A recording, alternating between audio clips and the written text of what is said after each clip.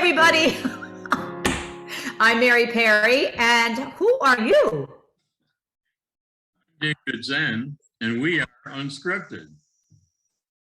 Like every day, every week, guys, I don't think we can get any more unscripted. And then I'm completely proven wrong yet again, but we are off the rails unscripted this morning. So buckle in, hold on, here we go.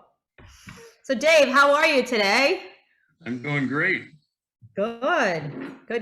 What's new out there? Well, I'm back from Florida where we did the service for our #1 Florida fan. We still have fans down there. We probably, because all my family was in, we may have picked up a few more fans across the country. Very good. That is lovely. Yes, our prayers were with you and continue to be with you this week. So, yeah. Oh my gosh. So we do have there's a lot of fans building, right? Do you get any feedback from that ministry comment? It is a ministry to send in jokes for me. Yes, I saw one of those emails. You did? Oh, people are taking that request to heart. They really are. So can I just give Gary and Ian a little shout out? Sure. And it's so funny. I know that in so many of our stories, we're sometimes talking about animals and things like this. This is the worst segue I think I've done yet, but Gary and Ian, I appreciate your sending in these jokes. So here, let's try it. So, hey Dave, did you hear the one about the leopard constantly trying to escape from the National Zoo? Did it work? I don't know. It never worked. You know why? I don't know why. He's always spotted. There you go. Of course he is. He's always spotted. Thanks, Gary. Very good. We'll put a little laugh track in there.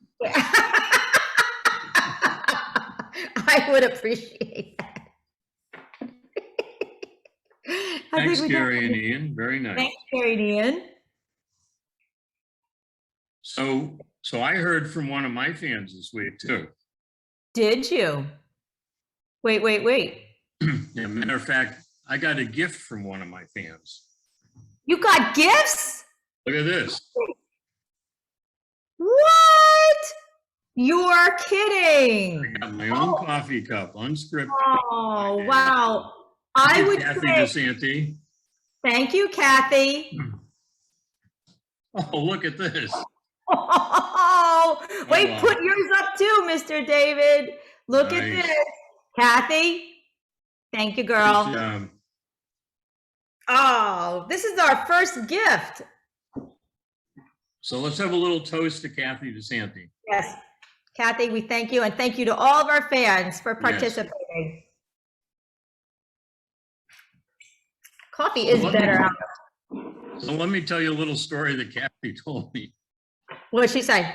So where Kathy works, she works in a cubicle somewhere, and there are other people around her, so she watches Unscripted while she's doing her work. And she starts laughing at her jokes to where one of the people next to her leans over the cubicle and goes, "What are you laughing at? What's so funny?" So this is called unscripted evangelism. Totally. Perfect. It's perfect. It is perfect. Oh my gosh. Thank you again, Kathy. And everybody, thank you. Keep those coming in there. Keep those jokes coming. So what's in sword points this week, Mr. Dave? Well, there's a lot of stuff in there. Talk about the schedule first. Yep. We have another busy week. What do we have here? We have, praise moves. Let's talk about praise moves. So you've been doing this all online. And there's a rumor now that Brookfield has lifted the mask mandate. The praise moves is moving inside, correct? We are. So this Saturday, it will still be on Zoom. Next week, so Tuesday and Thursday at 8 a.m. will still be Zoom. But Wednesday at 5:45 p.m., in person and Zoom will be a new class, Praise Bar, which is, Bar. yeah, Praise Bar, which is Raising just the bar on us, huh? raising the bar on our fitness at St. Paul's. So that's 5:45 Wednesday evenings. Also will be on Zoom, but in person. And then Saturday after that, we will do Praise Moves, 10 o'clock in person and also on Zoom. So, So it'll be yay! in person in Crocker Hall. In person, Crocker Hall, St. Paul's, Brookfield, First time since 174 March of- Wisconsin Road, That's the 2020. time you've done this in Crocker Hall since March of 2020. Right? It is indeed. And there's been some people who just, aren't comfortable, working out in Zoom or just don't want to. This will be their first time back. So we are so excited to, and again, no pressure. If you're comfortable, come on in. If not, I will have the Zoom available. So I am looking forward to it. I said today to the group that was on, I'm like, oh, it's like I've been working out by myself. I can't wait to have people there. So it's a kind of a big day. So Well, you I'm may excited. get stage fright or something. Oh, I doubt it. I'm ready. I know. That's not likely to happen. No. So come and join. Let's see. We have Discovering the Bible this week. This is part 3 of Dan Bacon's class. Yep. The adult class at 9:30 on Sundays. They're finishing up, and I think his talk this week is about reading the Bible and how to read the Bible. So good. And I think he told me they had 20 people there last week. So Excellent. that's an awesome class. He's doing a great. That is awesome class. And that's at 9:30, right? Between services. So It runs 9:30 to 10:15. yep. Very good. Guild room. And then the other big thing on the schedule, October 31st, the end of the month, that's really only a week and a half away, is Trunk or Treat, which is happening on Halloween. It's happening in the afternoon from 2 to 3:30, and I understand lots of people are already signing up for that. Excellent. Excellent. We could always use some more trunks, and don't forget to bring in some candy, but it's such a community-wide event. So it's super easy. So participate, and if you can be a trunk, come on in. It'll be great. Yeah, that's really Other good. things to look forward to. We've heard from the town of Brookfield on how we're doing the Thanksgiving food donation. In the past, we've always put baskets together for families. We're not doing specific families. What they're asking for is basically gift cards to local grocery stores, or you can donate foodstuffs like we do in the back of the church. Okay. There will be a little mailbox in the back of the church to put your gift cards in. Oh, great. They do not have the ability of accepting frozen turkey, so they're using the gift cards to give to each family. Every family that comes in will get a gift card, which then they can go buy a turkey. So good, so good. And St. Paul's is generous every year, so we look forward to a really nice showing there for them. Excellent. So the Thanksgiving gift cards and the food donations for the Thanksgiving dinner program, they're all due in by Monday, November 15th. November 15th, okay. And then shortly after that, or right before that, we'll explain how the Christmas giving tree is going to work. Okay, great, good. It will be similar. And then there's, on page 12 of Sword Points, there's a pretty comprehensive list of suggested items, food stuff that you can bring in.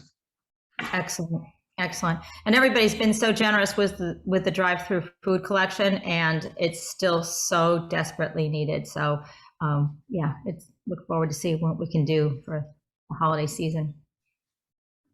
So looking a little further down the road, lessons and carols, we've heard from Kirsten on that. That is going to be on Sunday, December 12th at 5 p.m. There needs to be rehearsals before that, so there are dates, sword points on page 11. But There's 4 rehearsals, 3 of them are on Monday nights, and 1 of them is the Thursday just before that. okay. That's open to anyone. If you like to sing, if you like to sing Christmas carols, if you like to be around people that like to sing Christmas carols, come. There's no commitment. You don't have to, you're not joining the choir forever. This can be a one-time thing. Just be part of that. Yeah. The last time we did it, I'm guessing they had like 25 to 30 people in the choir. It was pretty awesome.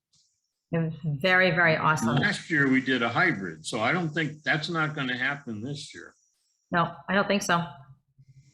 This year we're planning on having lessons and carols in the church with the choir up behind the altar. So, right. So it's possible that the last one was December 2019, right? In person live. Is that right? Unbelievable.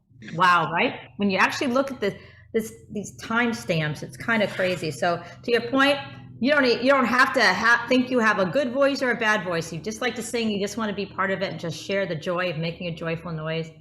Please be part of that. Contact Kirsten, and she would love to have you. Love to have you. So good. One other thing before we go to the readings. Yep. There's a page in Sword Points, this is on page 14, about traveling with us in 2022. There are a couple awesome pilgrimages coming up. It basically just gives the dates. One is to the Holy Land, and one is to Ober Ammergau. In future shows, we can explain that, but I just want to mention now, if you're thinking about traveling in 2022, you need to check your passport to make sure it's current, or if you need a new passport, we need to get that application in, because they are telling us that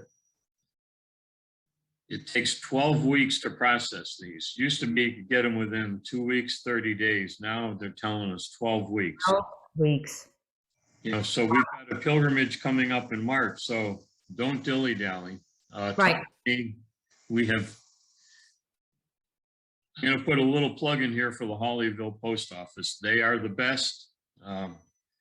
Almost no one's application gets returned if you run it through them, because they double check your application. They help mail it out. Good. Very easy, but if I can help with that too. So good. Your passports, if you're thinking about traveling next year, good. Getting back to normal, and we're ready to go. I totally bet you are. Dave, do you know, can you start that process even if it hasn't expired, or if it's going to expire? You know, Yes. Yeah, you can do it ahead of time. Okay. Yes, as a matter of fact, you almost have to, because many countries, many countries won't let you in if your passport is expiring within 6 months of your going, because they don't want to get you to get in their country and then somehow get detained and have a passport expire. So, interesting. So I think you can do it almost like a year ahead of time. Okay, excellent. That's good for everybody to know. So definitely start that process. And Dave, thanks for being that on point for that. So yeah, if you need any help, contact Dave and we can help you get through that process. And just while we're talking about schedule, just one more thing on this Sunday. We haven't mentioned yet that it is Healing Sunday.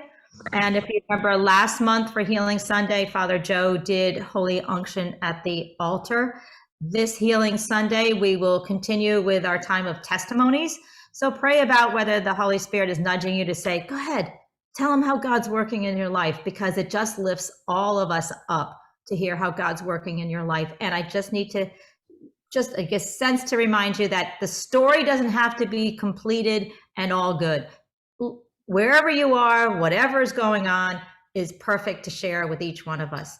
And we'll join in prayer with you to see it to God's good glory through the end. And then also we will have prayer teams up on the altar. Now that is the first time since March 2020 that we will be up there. So there will be 2 teams at the 8, 2 teams at 10:30. So please, if you again feel moved, you don't have to plan it now. wait till right to the last minute if you'd like, but please plan on coming up. And if you're not comfortable in that situation, let myself or Father Joe know, and we will be happy to set up a private prayer session with you. So please, prayer is always available 24/7, and please make sure that we can walk together in that and lift you up to the Lord together. So, healing Sunday. Things are getting back to normal. Things are healing. Things are healing. Healing. You bet. You bet. So the readings this week, basically all about healing. Yes. Funny enough. So our Old Testament reading is from Job. It seems to me we've gone through there's like 42 chapters in Job, and in like 4 weeks we've like gotten the abridged version. So true. So true. So this week, Job finds himself in front of God, and he acknowledges God's purpose and sovereignty. And then everything gets restored to Job. And that kind of leads into our other readings. Psalm 34 is really a psalm of blessing and thanksgiving for deliverance, which applies to Job. So one of my titles is going to be Transformation and Restoration. Yeah, good. That's good. That sounds, actually, it kind of sounds like a cross between something Father Joe would say and something Bishop Ian would say. Transformation and restoration. I love both of those things. I mean, since we put it out there that we are transforming lives for Jesus, right? That's what we're doing here every day as a community. So I think that's a pretty good one. That's a pretty good one. And then the gospel is the story of Bartimaeus, the blind beggar, who hears that Jesus is coming along and shouts out to him. And of course, everyone's telling him to shut up. Oh no, tell him to come to me. And Jesus heals him. So one of my possible titles could be Calling Out Jesus. Yeah. Which you could, depending on how you put the inflection, you could read that several ways. Yep. They're always clever titles. And the other one could be Let Me See. Wow, those are really, really good. So we'll see what happens there. We will. And you know what? I was just thinking, do you, like, I just love the whole concept of miracles. I really do. So do you know what kind of miracle could be done by someone who complains all the time? I don't know. Let me ask Jim Miller real quick. Well, I already happen to know, so don't bother texting them. You can turn anything into wine. Very good. Nice. Snuck that right in the readings. And you know what? I was talking with someone the other day, and unfortunately, they were telling me a story that they had been out of work for a long time, so they basically had been unemployed, you know, and so they were opening the Bible to get some words from God about what they should do, and they got all excited because they thought they had found a job. Get it? Job? Job? For Job. All right, very good. Job? Job? I tried again. So they thought they had found a job. Very nice. Okay. Very good. All right, so let's go back to Bartimaeus real quick. Okay, why not? So Bartimaeus is sitting there, you know, wherever he was sitting. Yes. And he's sitting there with a friend, and they're talking about possible cures for his vision problem. And the friend sees Jesus coming along, and he says, "There's a solution in sight." Ah, there's a solution inside.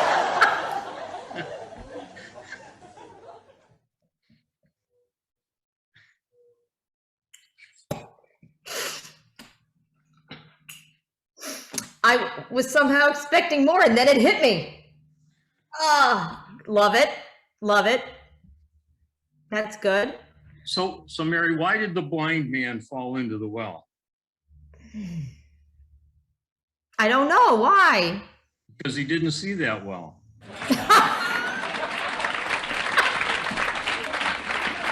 We're finishing strong here, guys. We are finishing strong. So what do blind people do when they get sick? I don't know what. You know, seriously. It's not like they can go see a doctor.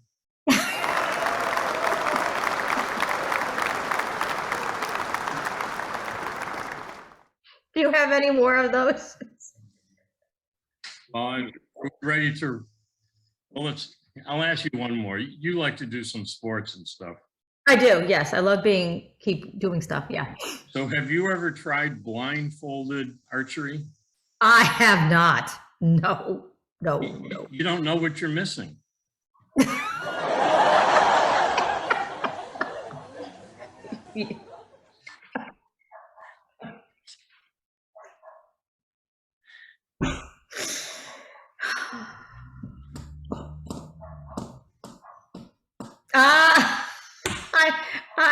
I have nothing. Maybe I should go back to the leopard and the spots.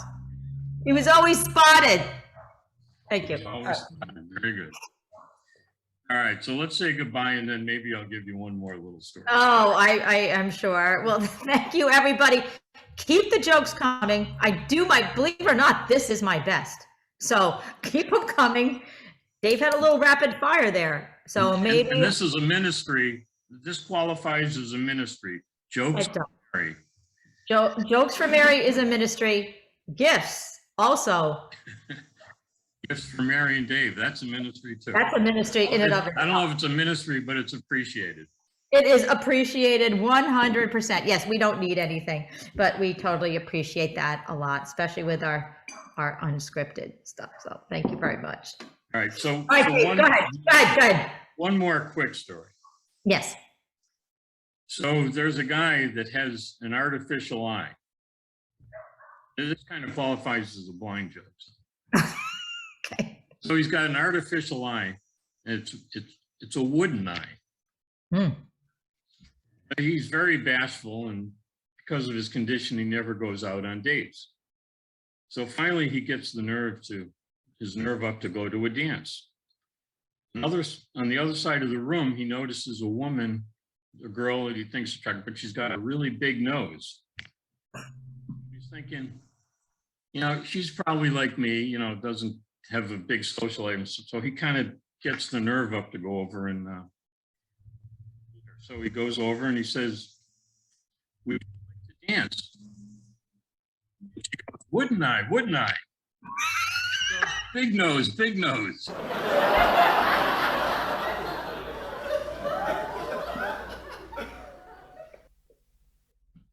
Oh my God.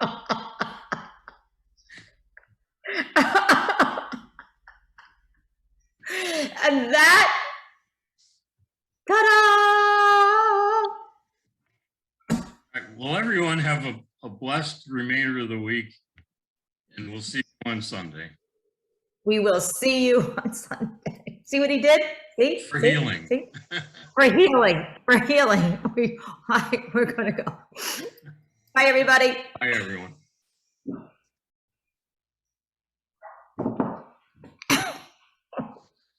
Big nose, big nose. Oh my gosh. Yep. You flattened me. Totally flattened me. I thought that was good. That was good. All right, so let's see, what else you got? You love dogs.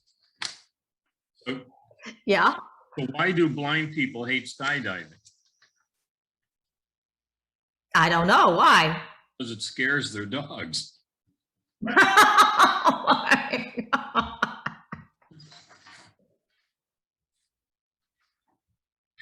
Oh my gosh. The little guys.